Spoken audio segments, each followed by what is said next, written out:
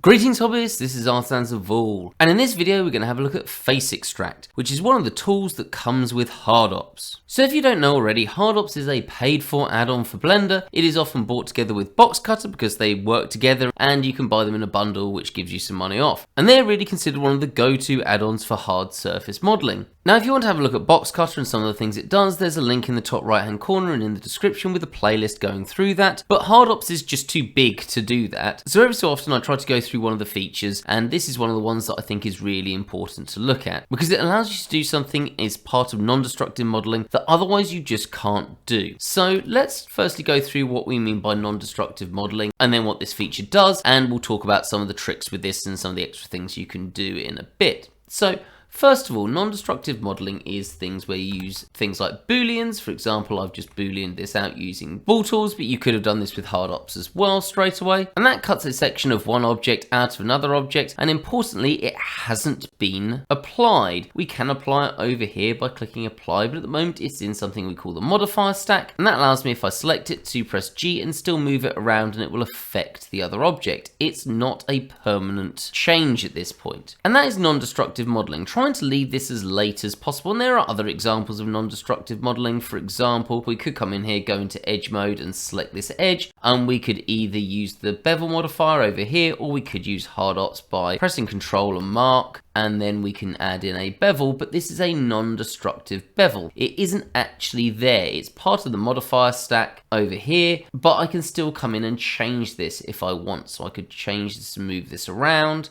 and I could change the number of segments if I wanted to make it less smooth or a single chamfer or whatever. That's the wonderful thing about non-destructive modelling, is we can do what we want. But there are issues with non-destructive modelling and points where it falls down. For example, if I want to do something in the middle of this, well, at the moment I can't, because if I, let's say, try to grab this face and go into face mode, you'll notice that it shows me the rest of the cube, and even if I grab this face, while it shows me the bevel's not really there.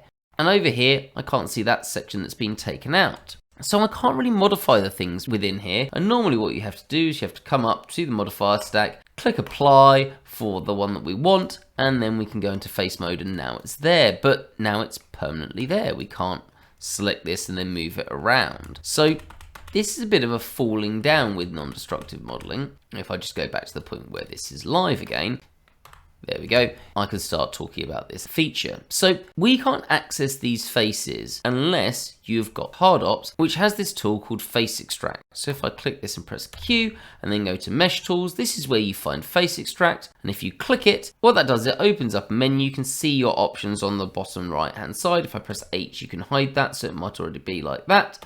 And the most important thing is it allows you to click on some faces. For example, I could click this face, and you can see they turn slightly more red. And then once you press the space bar, it confirms that you're selecting those. Now, straight away, the fact that you can select these is a massive deal because they're still not applied yet, but HardOps is showing you and allowing you to select all the faces that would be there if they had been applied, even though they aren't. So if I press space, what I can do now is then just, let's say, inset this, and then can change or add a bit of an inset there, so something like that.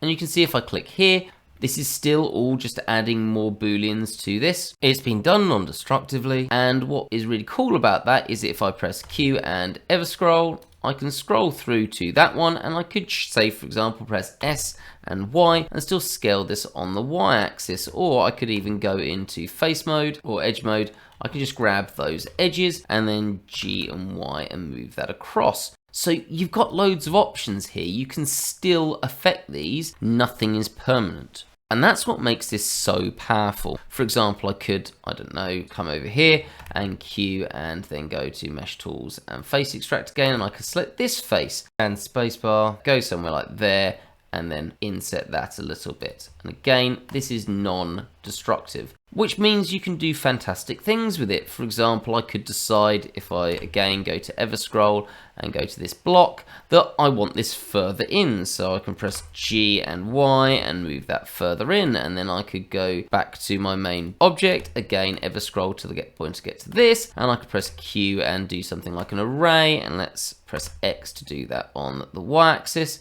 and I could do that. So suddenly, really quickly, we've just changed that all out, And again, Q, Mesh Tools, and Face Extract. I could select something like those faces, space, inset that slightly, and then click, and then we could do that. Or I could actually bring it out if I wanted to. And to extrude, you have to press A to change this to a union Boolean operation. You can also press Tab and change it that way. So at the moment we're on an extrude, and then when you're happy with it, you just click.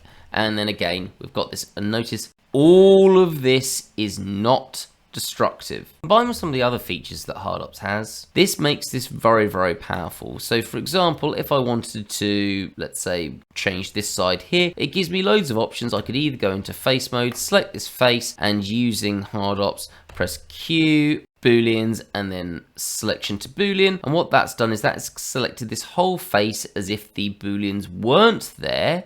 And then I could do something like that if I wanted to. Or if I don't want to do that, I could go into object mode, Q, Mesh Tools, and Face Extract, select that face, space, and then just inset that one and do it. So it gives you a lot of different options and choices. Effectively, everything you could want to do is covered by these two combinations. And just to come to this side over here and to demonstrate this, this also works if I go to Face Extract with these bevels as well. So I can select there, Control select to there, space, bring that down. Let's go somewhere to, let's say there, and then bring that out.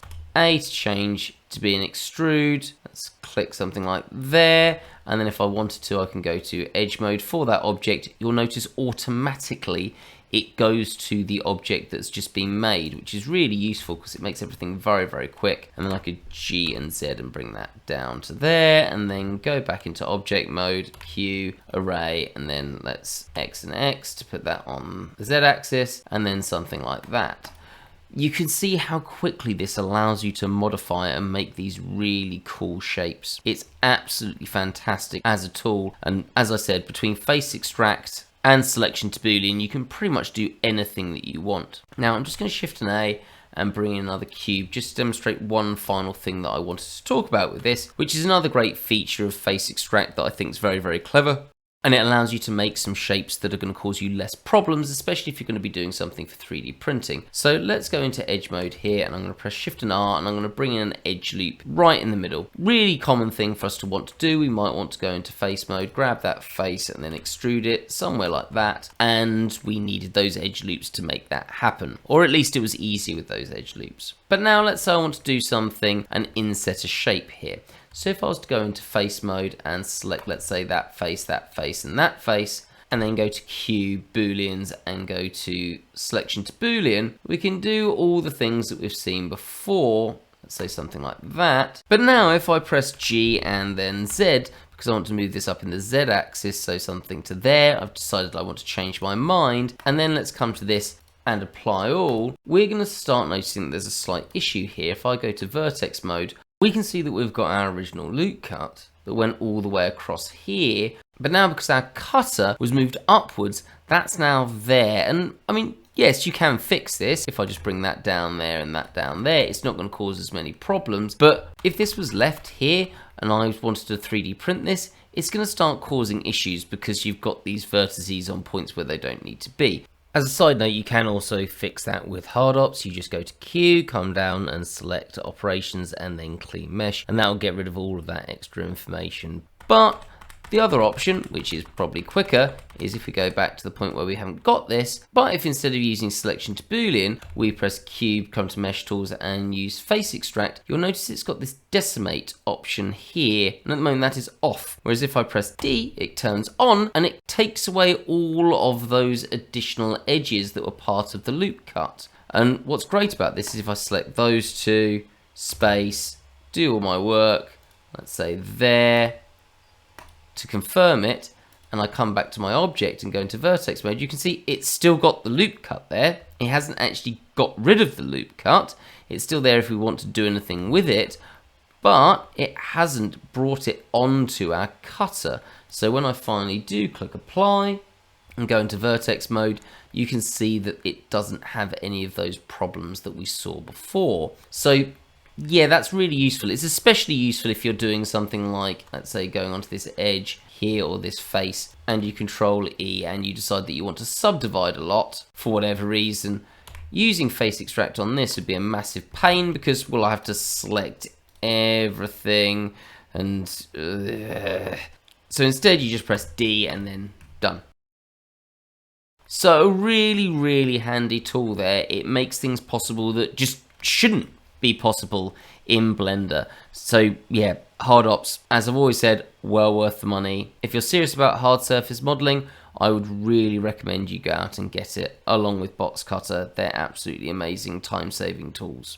As always, I appreciate you taking the time watching the video. If you've got anything you want to comment or add, or if you've got any particularly favourite tools in hard ops yourself, please do throw them into the comment section. It's always great to hear what people like using, and you know what, I would say I don't know all of hard ops' tools. There are just some in there that I just haven't got round to using, so it'd be great to hear what people think. As always, if you found the video useful, please do hit the like button as well, and if you aren't subscribed to the channel, do subscribe. I'd love to see if we can get to 9,000 subscribers before the new year. Have a great day, guys.